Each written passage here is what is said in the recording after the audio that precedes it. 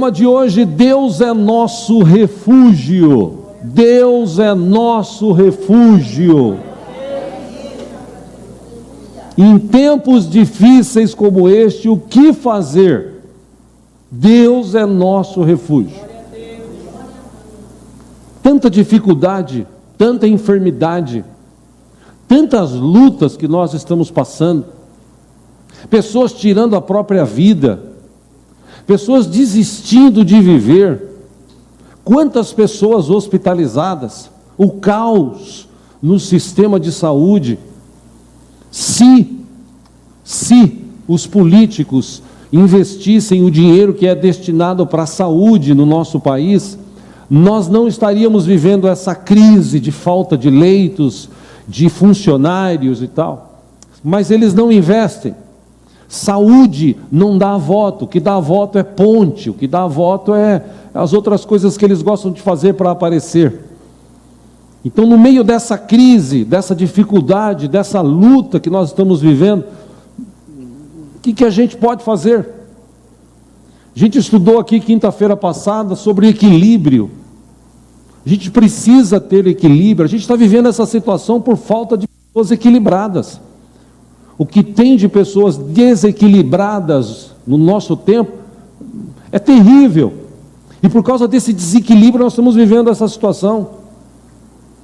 Agora, o que fazer nesta situação? O que fazer nesta situação? Bom, como a gente ama a palavra de Deus, a gente tem que se basear nela para viver esta vida.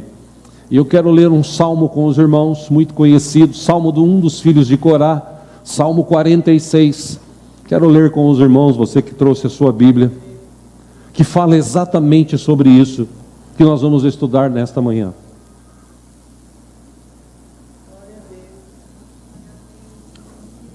Alô? Ontem, no papo que eu tive com os adolescentes, conversa com o pastor online, uma das dicas que eu dei e dou para vocês que estão aqui na igreja é deixar o celular no modo avião. Sabe modo avião? Quando você entra no avião, você precisa, quem não sabia, né? Quando você entra no avião, você tem que colocar ele no modo avião, que aí ninguém pode receber ligação, nada, só coisa vital e importante. Por exemplo, você vai abrir um aplicativo da Bíblia, você consegue ler no avião e aqui na igreja. Você não precisa deixar a sua linha ativada, porque senão vai coçar a tua mão quando fizer esse barulhinho. Blim, blim, blim, você vai querer ver a mensagem do WhatsApp, do Instagram. Então põe no modo avião, aí você vai ler a Bíblia, não tem problema, vai funcionar. Só não vai funcionar a internet. Aí você não fica tentado a ver mensagens e perder o melhor que Deus tem para a tua vida quando está sendo ministrada a palavra. Está dada a dica aí. Salmo 46, versículo 1. O salmista escreveu: Deus é o nosso refúgio e a nossa fortaleza, auxílio, em algumas versões socorro, sempre presente na adversidade. Aí ele escreve, certo, convicto de que Deus é o nosso refúgio, ele diz: por isso não temeremos, ainda que a terra trema e os montes afundem no coração do mar. Versículos 3: ainda que estrondem as suas águas turbulentas e os montes sejam sacudidos pela fúria. Versículo 4, ele diz assim: há um rio cujos canais, em algumas versões correntes, alegram a cidade de Deus, o santo lugar onde habita o Altíssimo. Versículo 5 diz que Deus nela está, não será abalada. Deus vem em seu auxílio desde o romper da manhã. Aí ele diz assim, versículo 6: nações se agitam, reinos se abalam, mas ele ergue a voz e a terra se derrete. Versículo 7: o Senhor dos exércitos está conosco, o Deus de Jacó é a nossa torre segura. Versículo 8, ele diz assim, ele clama dizendo: venham, vejam as obras do Senhor, seus feitos estarrecedores na terra. Versículo 9, ele dá fim às guerras até os confins da terra, Ele quebra o arco e despedaça a lança. Ele destrói os escudos com fogo. Versículo 10, o salmista aconselha dizendo o seguinte: parem de lutar, saibam que eu sou Deus. Deus falando através de sua boca: serei exaltado entre as nações, serei exaltado na terra. O Senhor dos exércitos está conosco. O Deus de Jacó é a nossa torre segura. Interessante que nessa frase, primeiro versículo, Deus é nosso refúgio e fortaleza. A palavra refúgio, ela vem do termo hebraico, ela traduzida para o português, essa palavra, ela significa um abrigo. Esse termo, ele era comumente usado pelos antigos no sentido de indicar um lugar apropriado para se proteger do perigo, de um temporal, de um animal feroz. Todas as vezes que eles queriam falar de um local onde eles pudessem ter refúgio, eles usavam essa expressão, que traduzida quer dizer isso: um local aonde você tem abrigo, um local onde você encontra um lugar seguro. Da mesma forma, essa palavra descrita nesse texto, fortaleza, do termo hebraico para o português, quer dizer assim: poder ou força.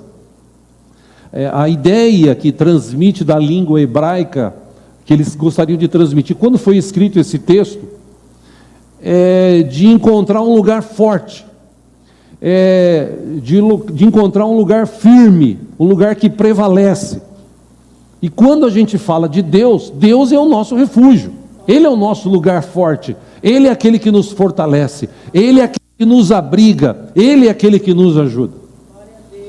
Então, a gente pode entender que ao mesmo tempo que Deus é o nosso refúgio, Ele também é a nossa fortaleza. Ele é o nosso abrigo e Ele é a nossa torre forte, Ele que nos fortalece. Essa palavra angústia, socorro bem presente na angústia ou em tempos difíceis, no original também do grego, essa palavra está no plural e ela indica situações problemáticas como essa que nós estamos vivendo hoje, por exemplo.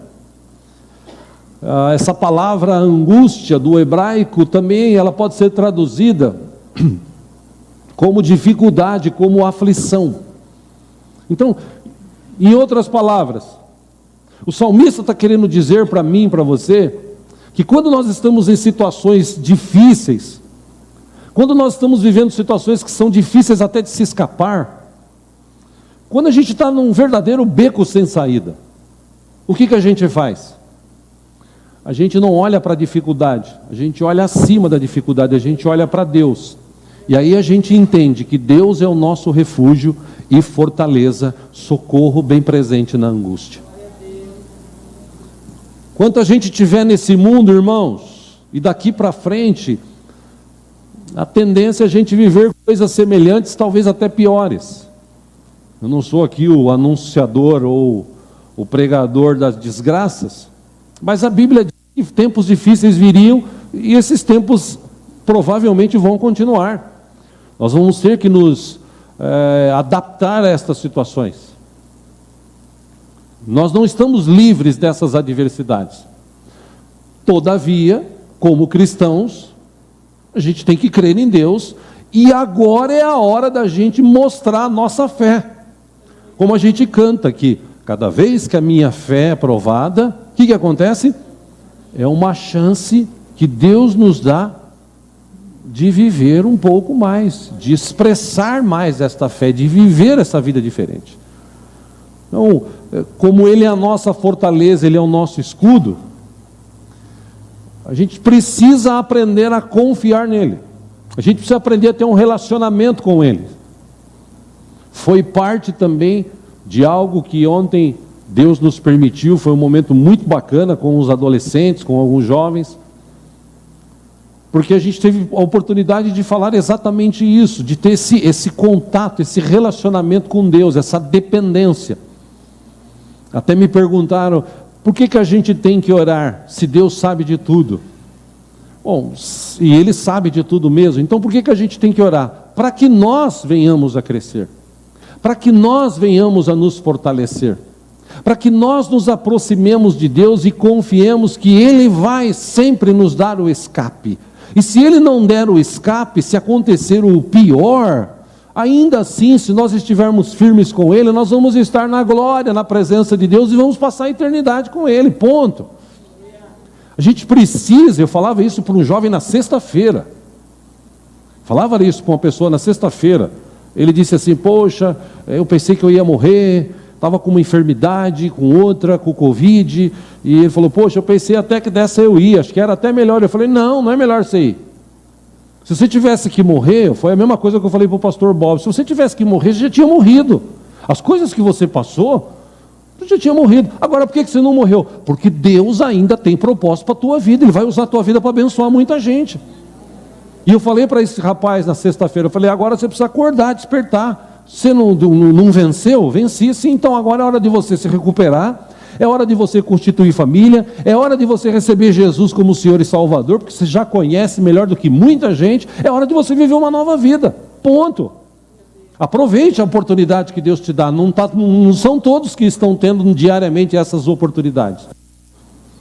E quando você olha para a Bíblia, quando você olha para este Salmo, quando você lê as histórias bíblicas, você encontra nas histórias bíblicas algumas situações que nos levam a entender como Deus nos ama, como Deus não desiste de nós, como Deus investe do seu tempo, e é isso que me deixa perplexo, é isso que me leva a amar mais a Deus, inclusive, porque Deus, Ele podia estar fazendo o que Ele quisesse, Ele é Deus, e Ele perde do seu tempo todo dia provendo recursos para a gente, provendo saúde. Deus não desiste, Deus manda uma palavra, Deus manda um aviso, Deus manda até, se for possível, uma mula falar comigo e contigo para entender o seguinte: ei, eu estou contigo, apesar das dificuldades, creia, eu estou com você.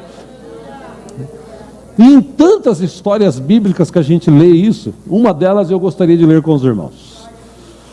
Abra aí a sua Bíblia no livro de Juízes, no capítulo 6, também é uma história muito conhecida, a história de Gideão, e é bom a gente ler para a gente tirar algumas coisas para nós aqui. Juízes, capítulo 6, e é interessante esse livro de Juízes, que foi aquela fase da Bíblia, da história, desculpe, que a Bíblia relata que não havia reis naquela época, não haviam profetas ou aqueles chamados sacerdotes e tal, aquelas pessoas específicas, como teve Moisés, Josué, aqueles líderes. Então, nessa fase que se passou, o povo de Deus, ao longo dos anos, Deus levantava pessoas, como nós vamos ver aqui, por exemplo, Gideão, vimos quinta-feira passada Sansão, existe também uma profetisa chamada Débora, que está relacionada nesse livro de Juízes, e outros homens que foram levantados por Deus, para nessa fase, eles trazerem palavras, trazerem à memória do povo, o quão Deus é bom, o quão Deus os amava, o quão Deus pode ser o nosso refúgio e fortaleza. E dentro dessa história, Juízes capítulo 6, versículo 1, você vai ler isso em muitos capítulos, essa frase aqui: de novo, os israelitas fizeram o que o Senhor reprova, e durante 7 anos, Ele os entregou nas mãos dos midianitas. Pausa, se você ler a história de Sansão, como a gente leu quinta-feira, eles fizeram o que Deus reprova e ficaram 40 anos, agora ficaram 7. Versículo 2: os midianitas dominaram Israel. Por isso os israelitas fizeram para si esconderijos nas montanhas, nas cavernas e nas fortalezas. Versículo 3: sempre que os israelitas faziam as suas plantações, os midianitas, os amalequitas e outros povos da região a leste deles as invadiam. Versículo 4: acampavam na terra e destruíam as suas plantações ao longo de todo o caminho, Gaza, e não deixavam nada vivo em Israel, nem ovelhas, nem gado, nem jumentos. Versículo 5: eles subiam trazendo seus animais e suas tendas, e vinham como enxames de gafanhotos. Era impossível contar os homens e os seus camelos. Eles invadiam a terra para devastá-la. Versículo 6: por causa de Midian e dos midianitas, Israel empobreceu tanto que os israelitas clamaram por socorro ao Senhor. Versículo 7: quando os israelitas clamaram ao Senhor por causa de Midian, versículo 8, ele lhes enviou um profeta que disse: assim diz o Senhor, o Deus de Israel: tirei vocês do Egito, da terra da escravidão.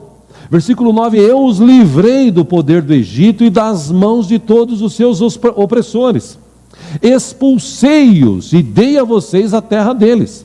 Versículo 10: e também disse o Senhor a vocês, eu sou o Senhor, o seu Deus. Não adorem os deuses dos amorreus, em cuja terra vivem, mas vocês não me deram ouvidos. Aí versículo 11: então o anjo do Senhor veio, sentou-se sob a grande árvore de Ofra, que pertencia ao abiesrita Joás. Gideão, filho de Joás, estava malhando trigo num tanque de prensar uvas, para escondê-lo dos midianitas. Versículo 12: então o anjo do Senhor apareceu a Gideão e lhe disse: o Senhor está com você, poderoso guerreiro. Versículo 13: Senhor, Gideão respondeu: se o Senhor está conosco, por que está acontecendo tudo isso? Onde estão todas as suas maravilhas que os nossos pais nos contam quando dizem: não foi o Senhor que nos tirou do Egito?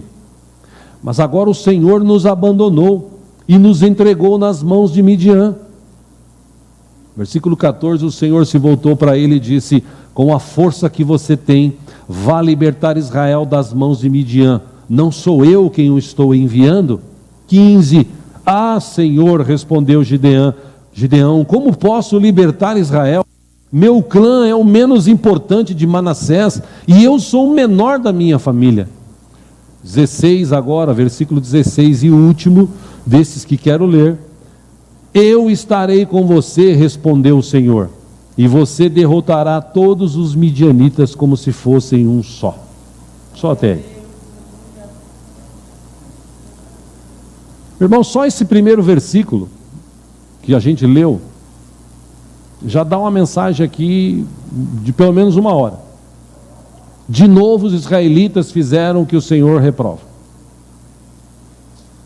Por que as pessoas que são cristãs, muitas delas não vão para frente? Por que muitas das pessoas que se dizem cristãs não têm uma vida saudável, próspera? É só você ler o texto.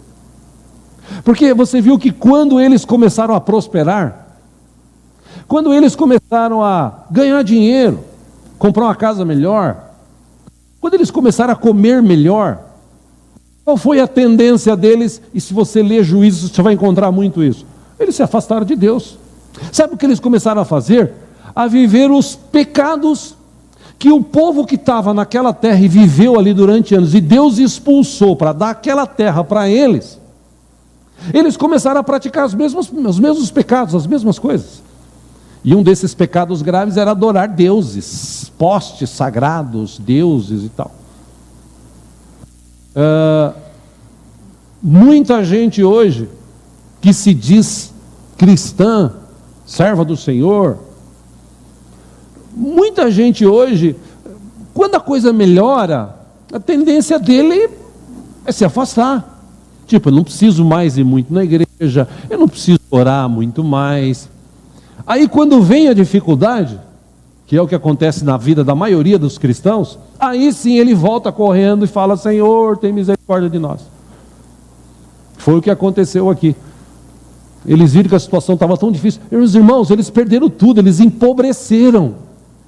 Os midianitas vieram e roubaram tudo, acabaram com tudo, mataram alguns animais, roubaram, as suas plantações eram roubadas.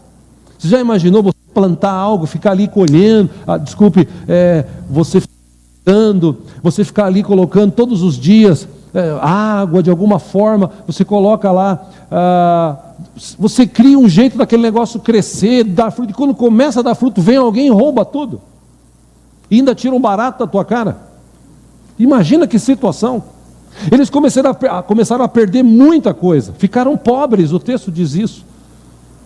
Até o tempo que eles lembraram de Deus, falaram: Senhor, eu preciso agora de Ti, Senhor, tem misericórdia. E como eu disse aqui no começo, Deus é bom, Deus é tão bom, que eu não entendo porque que Deus não desiste da gente. Ele não desiste da gente, Ele nos ama. Ele é tão bom que Ele olha para o povo e manda o anjo falar justamente com Gideão. Por que com Gideão? Podia falar com qualquer outro na época. Por que com Gideão? Gideão, ele precisava ser tratado dentro do seu coração, ele tinha alguns medos, ele tinha algumas crenças falsas dentro do seu coração. E eles, naquele tempo que eles viveram de muitas perdas, o anjo chega em Gideão e fala com ele assim: escuta, vou falar na linguagem de hoje, tá, gente? Seguinte, Pai Celestial, Ele diz que está com vocês, tá? Apesar de vocês abandonarem Ele, está com vocês. Inclusive Ele me mandou aqui para dizer para você ir nessa tua força, porque você tem força dentro de você. Você ir nessa tua força, ir lá e tomar posse daquilo que é teu. Dar uma virada nesse jogo. Aí o que Gideão, na sua mente humana, como qualquer um de nós, talvez, se não tivéssemos esta fé em Deus, o que ele falou? Ele chega e fala assim para o anjo: eu ouvi dizer que Deus fez tanta coisa boa no passado, né? Deus fez tantos milagres no passado, mas agora Deus, é o que muita gente está fazendo hoje, irmãos. Muita gente hoje, ele não vive o seu milagre. Por quê? Porque Deus não faz milagre? Não, porque Ele não quer viver milagres. Porque se eu e você quisermos viver milagres, a gente crê em Deus, sabe que Ele é o nosso refúgio, sabe que Ele é a nossa fortaleza, sabe que Ele nos abençoa, sabe que Ele cuida de nós, Ele não foi embora, Ele não desistiu da gente, Ele está conosco todo o tempo. Glória a Deus, aleluia!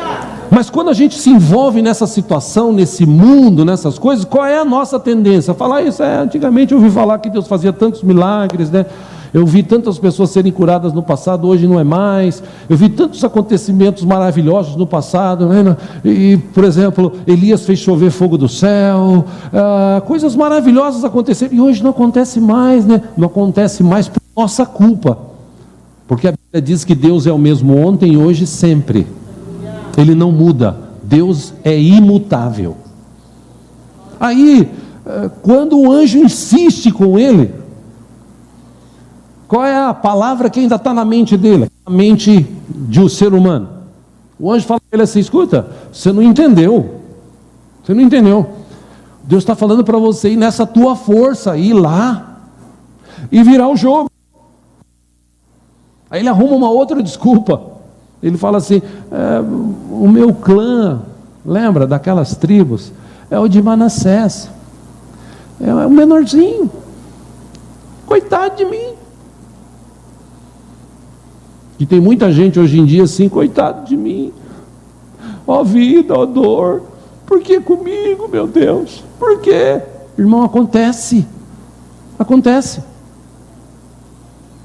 Existem coisas na nossa vida que fogem do nosso controle. Poxa, então por que Deus permite? Porque Ele é Deus e Ele sabe o que é melhor para nós, ponto. Poxa, pastor, mas eu tive uma perda irreparável. Sim, mas Deus está no controle. É difícil crer nisso? É difícil, e é por isso que muita gente desiste. E depois que ele ouviu, depois que Gideão ouviu essa palavra, não sei se vocês notaram no começo do texto de Juízes, eles mesmos disseram o seguinte: poxa, a gente precisa voltar para Deus, porque Ele é o nosso refúgio. Quando eles se refugiaram em Deus, quando Gideão creu que realmente tinha um anjo do Senhor, E se você, eu não tenho tempo aqui para falar da história, mas se você ler Juízes 6, 7, você vai encontrar, interessante, que ele faz prova. Ele é o tipo do cara como nós, humano como nós. É o tipo do cara que ele fala assim: Deus, se o Senhor está comigo mesmo, eu posso fazer um teste? Eu, se fosse Deus, já mandava um raio na hora na cabeça, ainda bem que eu não sou, né? Já acabava com a raça próximo. Quem sabe o próximo atendo. Não, Deus permite. Que teste você quer fazer? Não, o teste é esse, depois você lê aí. E Deus permite, ele fica mais forte. Aí ele vai e toma uma atitude. Que nessa época de crise, meus irmãos, nessa época de pandemia, o que falta na vida de muita gente é a atitude. Que quando a gente crê que Deus é o nosso refúgio e fortaleza, socorro bem presente na angústia, a gente toma uma atitude. Nem que seja de fé, mas a gente continua crendo que Ele é o Deus vivo e poderoso e Ele vai nos livrar dessa. Juízes 6, acompanha aqui no telão, versículo 25. Diz que naquela mesma noite o Senhor disse para ele, depois que ele já estava animado e tal, ele disse assim: ó, separe o segundo novilho do rebanho de seu pai, aquele de 7 anos de idade, despedace o altar de Baal, que pertence ao seu pai. Você vê, o pai dele tinha um altar a Baal. Corte o poste sagrado de Azerá, que está ao lado do altar. Versículo 26, depois faça um altar para o Senhor, o seu Deus, no topo desta elevação. Ou seja, deixa de viver adorando coisas do mundo, coisas pagãs, coisas que não eram para vocês adorarem, e volte a adorar a Deus. Ofereça o novilho, o segundo novilho em holocausto com a madeira do poste sagrado que você irá cortar. Sabe para que serve aquele poste que eles diziam que é sagrado? Para você cortar e fazer uma fogueira e colocar ali e levar o holocausto ao Senhor. É para isso que serve essas porcarias desses postes. 27, assim Gideão chamou 10 dos seus servos e fez como o Senhor lhe ordenara. Mas com medo de sua família e dos homens da cidade, ele fez tudo de noite e não durante o dia. E quando acordaram de manhã, foram lá e viram que o altar tinha sido destruído, o altar de Baal, os postes sagrados, alguns deles tinham sido queimados. Nossa, o povo ficou revoltado, porque o povo já estava cego, o povo estava vivendo uma pobreza, o povo estava vivendo uma situação difícil, e ainda estava adorando outros deuses. Aí quando eles foram questionar, o próprio pai de Gideão disse o seguinte: olha, ele queimou sim, tal, é bom mesmo, a gente precisa mudar essa história nas nossas vidas. Eu estou cansado disso, vamos mudar isso. Vamos voltar a confiar em Deus, vamos voltar a viver agora uma nova vida com Deus. E aí ele começou a falar, o povo olhou aquela situação, porque eles despertaram, eles olharam para aquela situação que eles estavam vivendo, falou: a gente não pode aceitar essa situação, a gente tem que tomar uma atitude. A gente não pode agora permitir que qualquer um venha aqui roube as nossas coisas, destrua as nossas coisas, mate os nossos animais. Nós não podemos, nós temos que tomar uma atitude. A atitude agora é nos refugiar em Deus. Vamos voltar para Deus, porque Deus é o nosso refúgio, fortaleza, socorro bem presente na angústia. E essa palavra foi tão boa que 32 mil homens se levantaram como um exército para ficar do lado de Gideão e para ajudar. E imagino Gideão, quando ele sentiu firmeza, que Deus estava realmente com ele, mas ainda era homem, era humano, tinha medo. Mas eu vou enfrentar agora um exército, 2, mas agora eu tenho 32 mil caras do meu lado. Deus é comigo. Aí, Juízes 7:1, de madrugada, Jerubaal, isto é, Gideão, e todo o seu exército acampou junto à fonte de Arode. O acampamento de Midian estava ao norte deles, no vale perto do monte Moré. Aí o Senhor disse a Gideão: você tem gente demais para eu entregar Midian nas suas mãos, a fim de que Israel não se orgulhe contra mim, dizendo que a sua própria força o libertou. Anuncie, pois, ao povo que todo aquele que estiver tremendo de medo poderá ir embora do monte de Gileade. Aí então 22 mil homens partiram. 22 mil. Sabe quando você tem um exército assim de 32 mil homens, e você chega e anuncia assim: tropa, exército, homens de Deus, nós vamos atacar Midian, porque agora Deus está conosco, vamos tomar uma atitude, vamos lá. Mas Deus falou o seguinte: se tiver alguém com medo, pode voltar para casa. Eu imagino 22 mil assim: ai, graças a Deus, tchau. Ainda sobrou 10 mil. 4, o Senhor tornou a dizer a Gideão: ainda tem gente demais. Desça com eles à beira d'água, e eu separarei os que ficarão com você. E se eu disser, este irá com você, ele irá. Mas se eu disser, este não irá com você, ele não irá. E aí, eu imagino Gideão, né? Cheio de coragem, 32 mil homens, 22 mil vai embora, sobra 10 mil, e Deus fala para ele: ainda tem muito. Aí o cara tem que ter muita fé. Sim ou não, irmãos? Você consegue perguntar para a pessoa que está do seu lado aí de longe, mesmo distante assim: meu irmão, como é que está a tua fé hoje?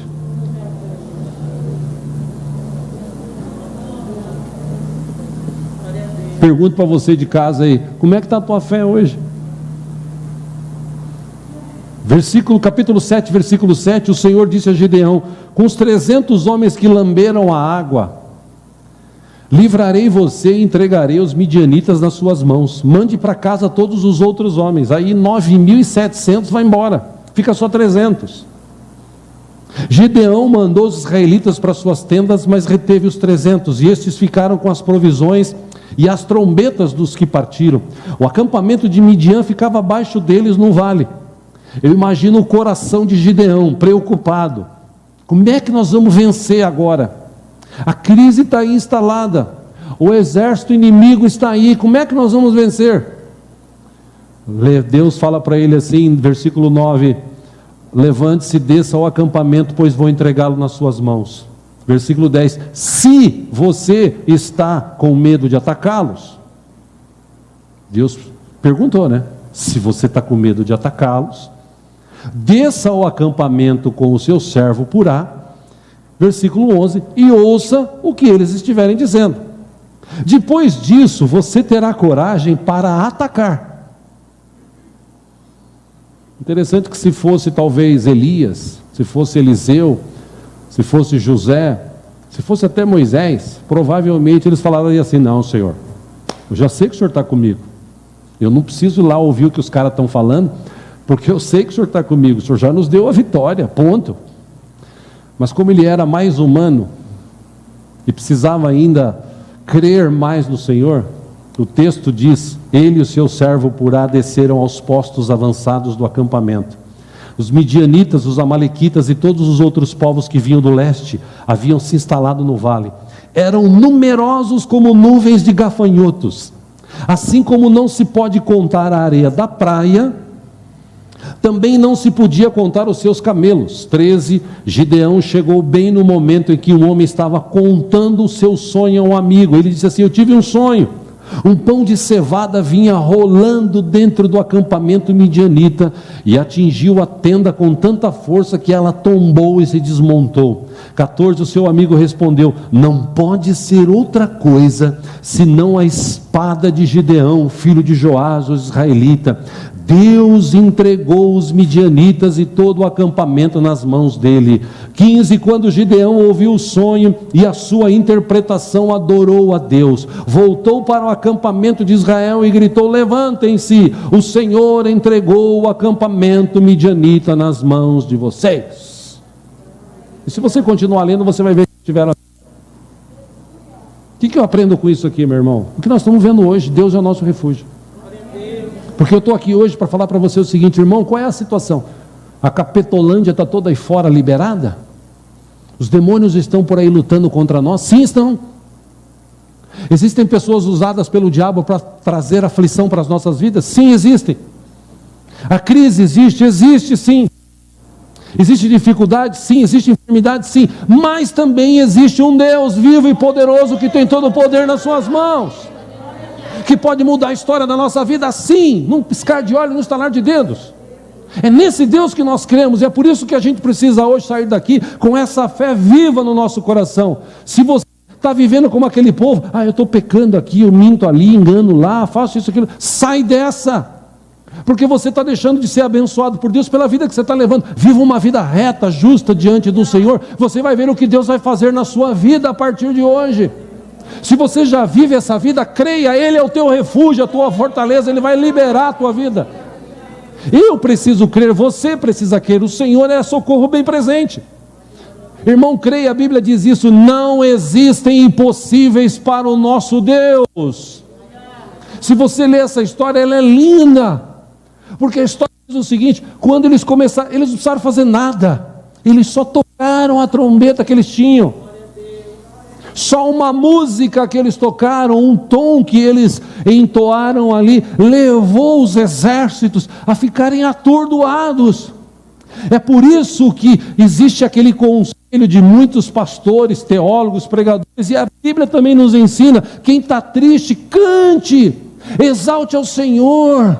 Quando você está vivendo momentos de dificuldade, em vez de você reclamar, em vez de você falar bobagem, cante, adore ao Senhor. Lembra de uma canção, como cantamos hoje: me leva junto a ti, Pai, ao lugar secreto, seguro. Eu quero estar junto de ti, eu quero ouvir a tua voz. Apesar de tudo que falam no mundo, eu ouço o Senhor.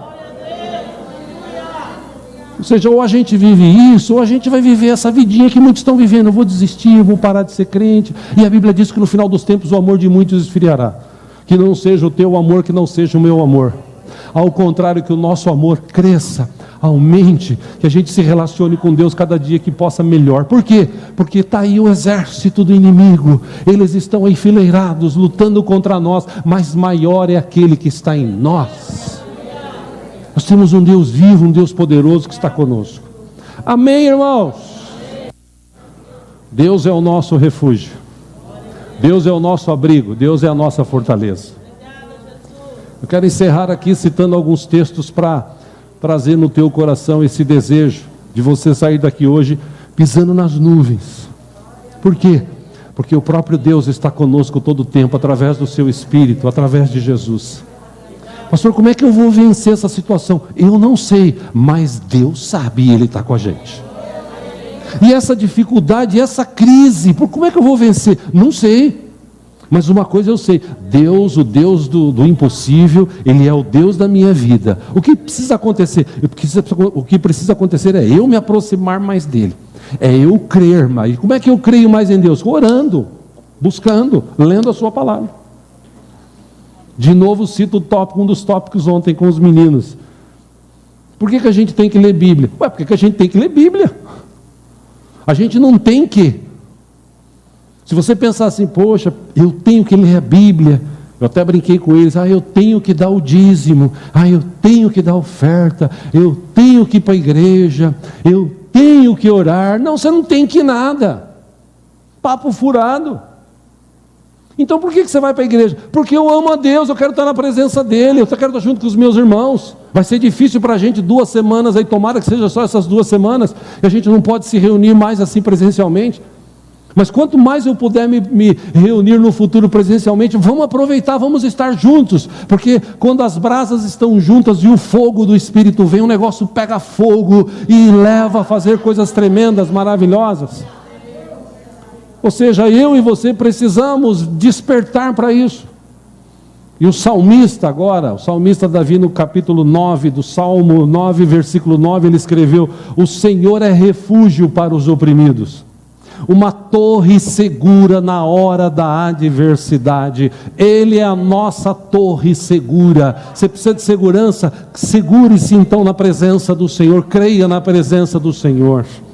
Os que conhecem o teu nome confiam em ti, pois tu, Senhor, jamais abandonas os que te seguem. Deus jamais vai me abandonar ou abandonar você. Enquanto a gente estiver seguindo a Ele, servindo a Ele, Deus sempre estará conosco. Mas como é que Deus vai fazer? Eu não sei, mas Ele vai fazer, porque não tem impossíveis para o nosso Deus. Provérbios 10, 29, o texto diz assim: o caminho do Senhor é o refúgio dos íntegros, mas é a ruína dos que praticam o mal. O caminho do Senhor é o refúgio dos íntegros. Você quer viver uma vida de integridade? Quer viver uma vida saudável? Busque o caminho do Senhor. É o melhor caminho que eu e você podemos trilhar. Salmo 118, 8 e 9 diz: é melhor buscar refúgio no Senhor do que confiar nos homens. Isso aqui é o texto que serve para hoje aqui. A Bíblia também diz: uns confiam em carros, outros em cavalos, mas nós confiamos no governo atual do estado de São Paulo. Confiamos em quem? No nome poderoso do Senhor. Versículo 9: é melhor buscar refúgio no Senhor do que confiar em príncipes. Salmo 71, versículo 3 também diz: peço-te que sejas a minha rocha de refúgio, para onde eu sempre possa ir. Dá ordem para que me libertem, pois és a minha rocha e a minha fortaleza. O salmista Davi, no Salmo 27, versículo 1, ele disse: o Senhor é a minha luz e a minha salvação.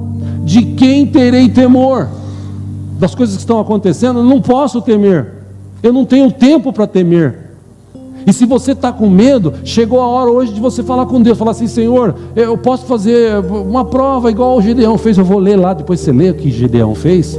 Foi uma coisa interessante a prova que ele colocou diante do Senhor. E Deus falou assim: tá bom, filho, isso vai trazer fé no teu coração, pai? Então faz, eu estou contigo. Faça a prova, creia. Como é o caso de dízimos e ofertas, é a única coisa que Deus permite escrito na Bíblia, que você faça a prova dele, oferte, dízimo, e depois faça a prova. Como Deus disse: eu não vou abrir as janelas dos céus com bênçãos tal sem medida sobre a tua vida, e ainda vou repreender a ação do devorador para que não consuma o fruto do teu trabalho. O Senhor é o meu forte refúgio, de quem terei medo? Versículo 2 do Salmo 27, quando homens maus avançarem contra mim para destruir-me, eles, meus inimigos, meus adversários, é que tropeçarão e cairão. Ainda que um exército se acampe contra mim, o meu coração não temerá. Ainda que se declare guerra contra mim, mesmo assim estarei confiante. Por quê? Porque o Senhor é o meu refúgio e a minha fortaleza. Naum capítulo 1, versículo 7 diz: o Senhor é bom, um refúgio em tempos de angústia, Ele protege os que nele confiam. E por último, Provérbios 14, 26 diz: aquele que teme o Senhor possui uma fortaleza segura, refúgio para os seus filhos. O que mais eu posso dizer, se não encerrar dizendo: Deus é o nosso refúgio. Nesse momento, Deus é o nosso refúgio.